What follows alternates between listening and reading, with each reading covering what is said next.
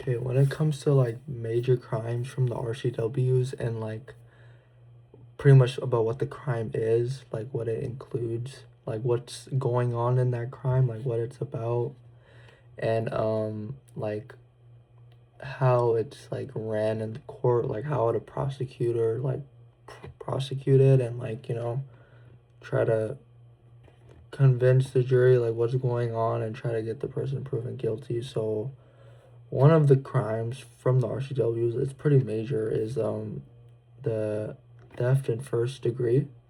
So the code of that, like the exact code, is 98.56.030. That's like the exact code. If you look that up, show you everything about theft in the first degree. So the values of that would be like you're actually taking something, like you're like taking like property that's not yours, right? And another thing is like the value, right? Like if it's the thing with like first degree and second degree. So the first degree would determine that like you're taking property that's like $5,000, like the value went up, and then like lower than 5 G's and going down, that's like it would put it at second degree. First degree is more crazier because it's like things that are worth more, more than 5K. So and like to be honest, like and then like the last main element, it's someone else's property, like you're taking it, it's not yours, your name's not on it, you don't own it, and you're taking it away from someone. So you're taking someone's property away from someone, so that kind of just all goes into the crime of theft in the first degree. So a way that like a prosecutor would prosecute it, so like I said before, to determine that it's in the first degree is that it's over 5 G's, 5K, and in order to prove that, that it's like $5,000 or up, like higher. Let's say like you stole someone's watch, you stole someone's Rolex, right? Like you saw a really nice Rolex that someone had and you stole it, right? And then the they're gonna the prosecutor is gonna like, this is what I would do if I was a prosecutor. I would like find what type of model the watch is. I would look it up and find receipts. Like if the victim has like a receipt, that's like amazing, right? Like, and if it's worth over 5K, which most likely it is because it's a Rolex. But anyways, if it's over 5K, then 5K and up, then we have theft in the first degree. So like stuff like that kind of just like builds your case up to giving the other person, a bigger sentence and like getting them in more in trouble. You know what I mean? And like another big thing would be like more evidence, like where the watch is going. Like let's say like the stealer, he posted that watch on eBay, to like gain like the profit from it, like maybe like let's say like he didn't want the watch himself, like he stole it and then he tried to flip it, right, to gain like more cash. So that could be used as evidence, because like if that watch has the same model number of the one that the victim, like the person that got stolen from it, like if that matches, then like that's like the actual watch, right? So then like when you like bring all that together and like put it in detail and make it like put it all into, it's all organized and it all makes sense, like what's going on, like first we have the values. Value was like, let's say it was like 7,000, right, for the Rolex, and we saw it, and then you found evidence of it being like posted online for sale, and it's the exact same watch, the one that was stolen, and that shows like the intent, shows the intent, and that's what the prosecutor is going to try to prove, that this guy intended to steal that watch for money, you know, because he's selling it, so he wants to keep the profit for himself, obviously, or whatever, something else.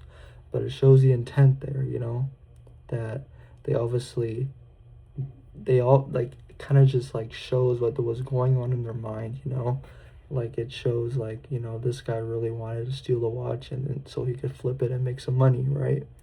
That shows the intent. It was planned. It was premeditated, right? Like his plan was to steal the watch and flip it. It's not something that just kind of happened, you know. Like it's not premeditated. It was planned, and you know that just kind of makes the charge like higher, like theft in the first degree. You know what I mean? And it's even the same way when it comes to the second degree. Like you can still plan to do something, and even though it's worth a little bit of money, you'll still get charged with second degree, even if you had like intent to do it. But like if I was a prosecutor, I would still involve intent for a higher value item to, you know, make the case even like more scary for, you know, the person that stole the watch. Like just to convince the jury, like, you know, like he wanted to steal it, this and that, he wanted to make money out of it. He stole something that wasn't his, so that just like convinces the jury to like, you know, give him that sentence of you know, like the charge.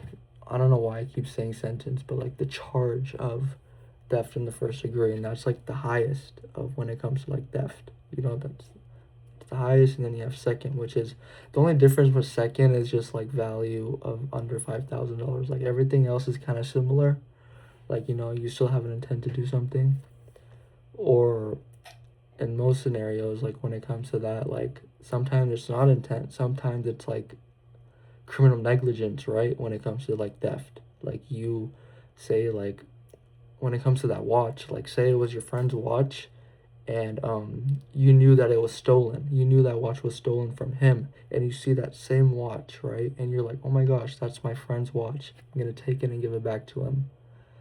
But you know, you're actually stealing, you're stealing something, you know, even though the motive behind it is not like you're actually stealing something, like even though you're not actually intending to steal something, you're still doing it. So that's kind of like the criminal negligence. You're actually not realizing what you're doing is wrong.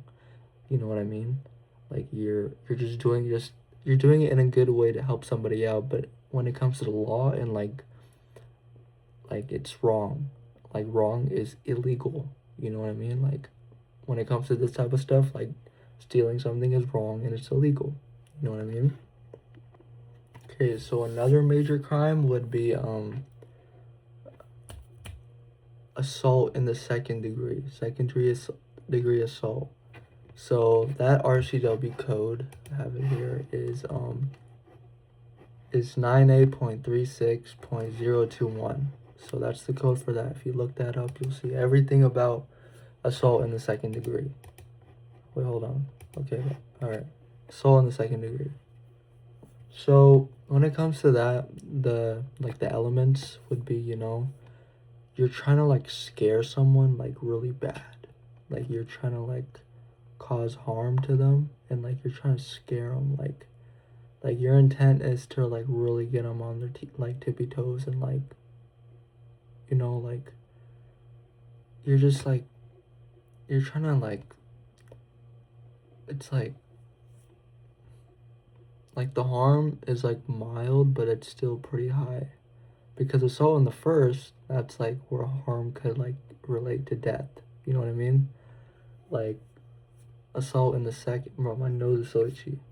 Sorry, but assault in the second is kind of like, it's like trying to like beat someone up. You know, like you're about to get your ass whooped, and like assault in the second is like threatening to like kill someone, like stuff like that. You know.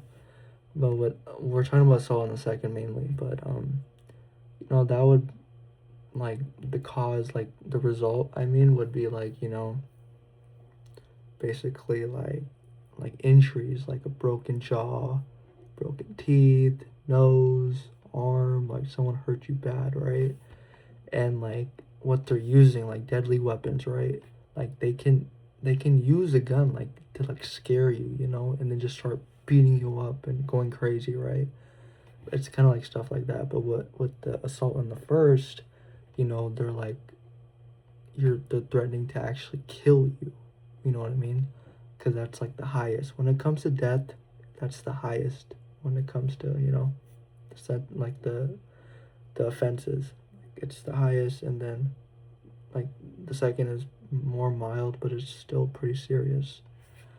So if we go into like a prosecution's like perspective, so let's come up with an example first, right? So let's say um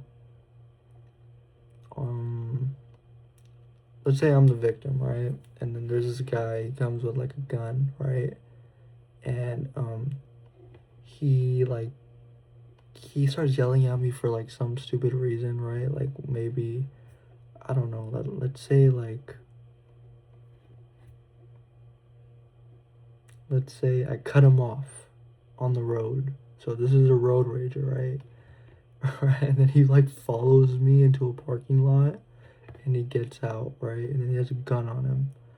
So he points the gun at me. I'm like, oh no, and then he points it down, right? And then he just goes up to me and just like boom, like he just like he punches me in my nose and like say like he grabbed the gun like on the bottom and like went like that, right? Like try to like knock me out unconscious, right? So he just kind of used the gun to like kind of like scare me to death and like scare me to shit. But the way he was doing everything, it wasn't my life wasn't like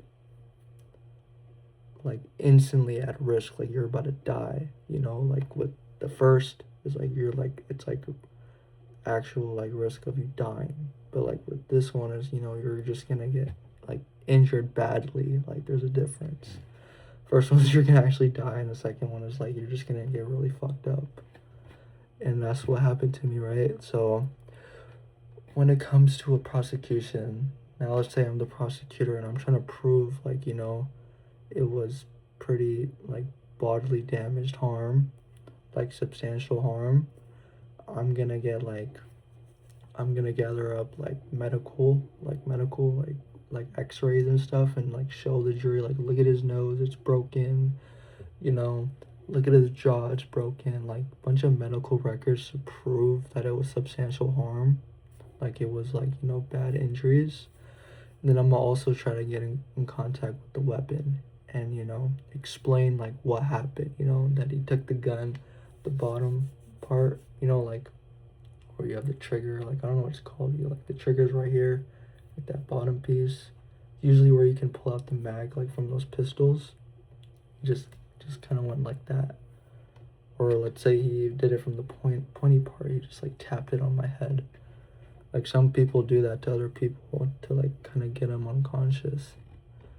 But yeah, so they would try to like connect all that together, and then, you know, and then mainly to prove that it's like substantial harm, to put it at like assault in the second, is mainly about the injuries, right? Like looking at my injuries, like I got assaulted, like, and then the jury's just gonna look at that and, you know, be like, yeah, it's assault in the second degree because it's just really bad injuries. That's all that happened to you, you know, like even though like he used a deadly weapon, this is what I think, like even though he used like a deadly weapon, you know, but he didn't use it in a way to actually kill you. He just used it in a way to, you know, scare you, like just like shit yourself type of scare you, you know what I mean? And then he just ended up like beating you up and like having you cause with a bunch of injuries. So that's mainly what like assault in the second degree would kind of look like, you know. So mainly it's just mainly like a more mild situation than first, like you're just getting really beat up and bad injuries instead of like actually having the potential risk of dying, you know. Like I feel like when it comes to like dying, it's like really bad injuries that could like cause you to die, you know. Like I don't want to say like someone like stabbing you like crazy because that's just like attempted murder, you know. But like if someone beats you up so bad and then the prosecutors bring up like evidence, like medical, like x-rays and reports and stuff, and it shows clearly that you were injured so bad that you were at the risk of dying, even though the person had no intent to actually kill you, I feel like that would go into assault first, because like the assault was just so bad where you could have died, even though the suspect had no intent to kill you, if that makes sense.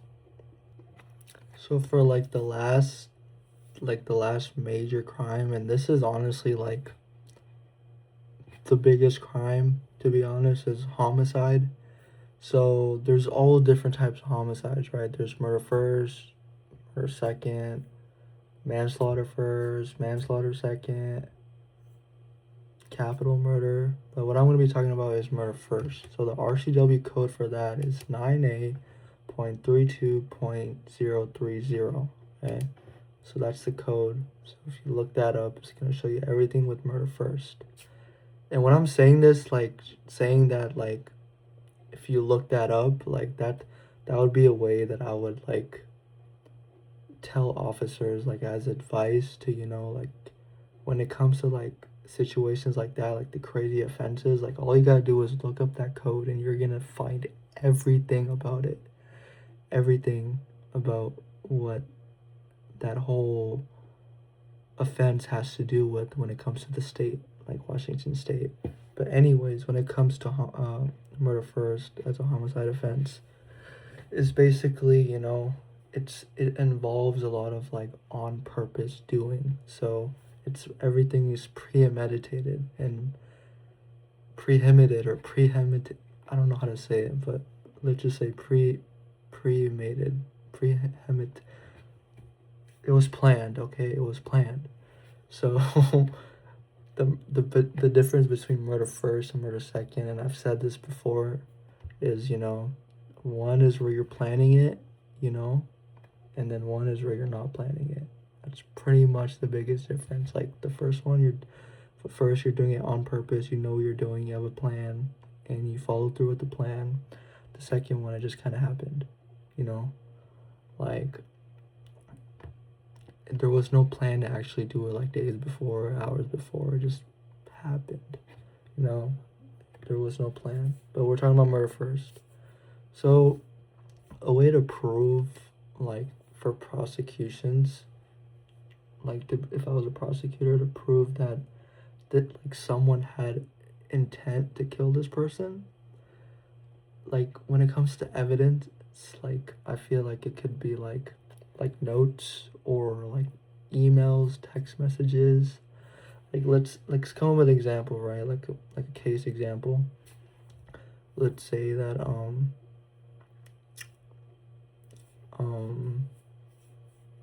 like some guy was beefing with some other guy, right?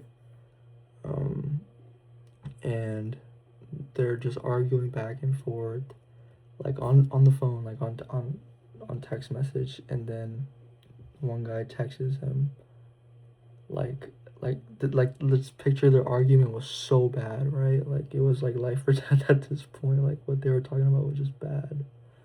And let's say like the guy like texting him like no, like I'm gonna kill you, like I'm actually gonna kill you. Like he's saying, quote unquote, no, I'm going to kill you, I'm actually going to kill you. I put it on everything. He says that and sends it, right? And let's twist it up more. Like I feel like situations like this happen like with creeps and like just weird people. So let's say that this guy he let's say like he knows where this guy works, right? And let's say like he's at his desk, right? And like the guy like writes a note, and let's say he leaves it on his little coffee thing, right? Like let's say like this is a coffee mug and he leaves it right here, okay?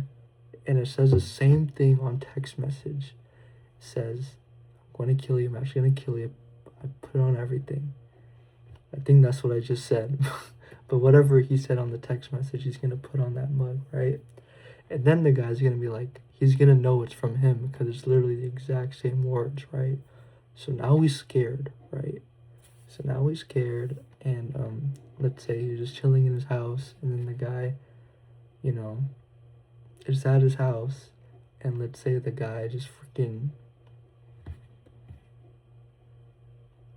let's say the guy just sees him through his window and just shoots him through the window, right? And he dies. And then let's say, he ran and, he ran away. And when it comes to finding out about everything in the whole prosecution side, you know, the things that I would gather up would be, the victim's phone. Like, who were they talking to, and then we're gonna see that DM of the other person saying, I'm gonna kill you, I'm actually gonna kill you.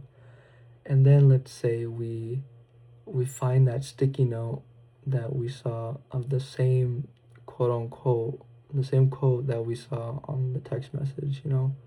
We see the same thing, and now we're kind of getting like now we're now we're kind of like, it's like suspicious, right? It's reasonable suspicion. So now we find out whose number that is, and we leads on to the killer, right? And they go talk to the killer, and then let's say now we're in court, right? So let's say now we're in court.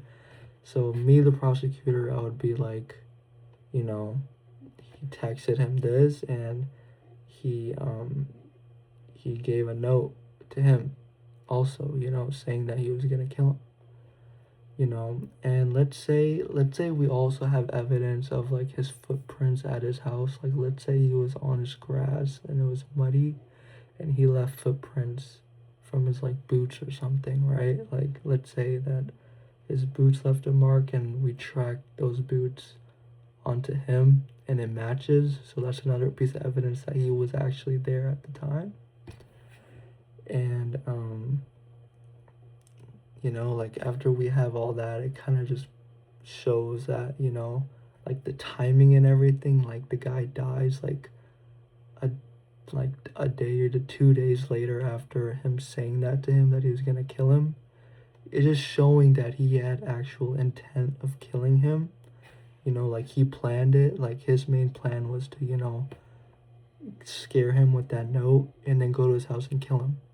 That was like his plan pretty much. So he killed him on purpose because of whatever they were arguing about, something, so I would gather stuff like that to prove that, this guy had the actual intent to kill him.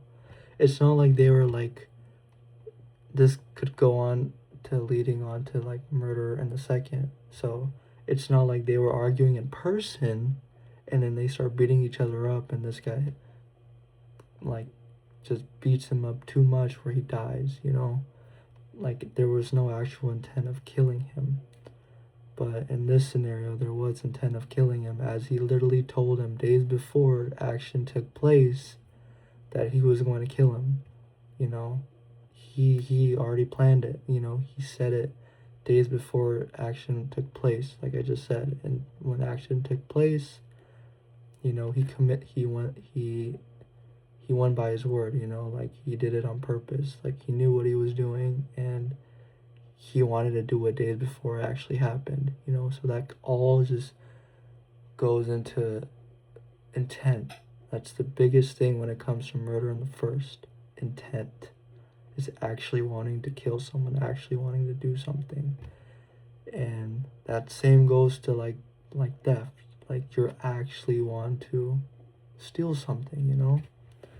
So that's like the big thing when it comes to murder in the first. And if I was a prosecutor, that's how I would prosecute someone. That's how, like, I would gather up evidence like that to prove to the jury this guy had intent.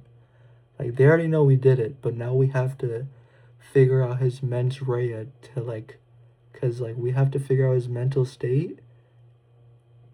So I feel like the charges kind of get brought up to you based off your mental state. So if I can prove that this guy, the killer, had intent, then he's gonna have a higher charge. You know what I mean? And that's what prosecutors usually do. They want you to get the highest charge possible. So we have to prove that this guy has intent. And that's mainly what I would do. Like, I know this is like an easy, like, a very light example, but like in real world situations, like in actual situations, there's like so much more complicated cases where they try to prove that the killer had actual intent. So his charge is like the first degree of murder, you know. So that's mainly what I would do like in this situation, if that makes sense. And then when it comes to now, like when it comes to people actually looking into these laws and how serious they are, you know, for new officers or like just people in the community that want to learn about the legal system, like the RCW is the way to go. Like the RCW is the foundation of the whole legal system pretty much. If it's not in the RCW, it's pretty much not a crime, you know, like literally all crimes that can get you prosecuted and convicted and stuff in Washington State, it's all in there. You know, if you look at a certain one, like we were just talking about, you know, murder in the first, homicide offenses, is gonna show you all the different type of like like levels, right? Murder first, murder second, manslaughter, all that. And then it's gonna give you more detail about each single one, you know. And then when you try to like understand what's going on, try to take all the information that it's giving you and put it in an actual scenario. Try to imagine what's going on of like if you want to understand it more, this is what I do personally. Like when I'm reading everything and like understanding what it's taught, like what the offense is actually about, I take all the information and I try to like make it into an actual example, like an actual, I try to put it to life into something that's actually happening. So like for like an officer that's new to all this, you know, take all this information and try to like play it out.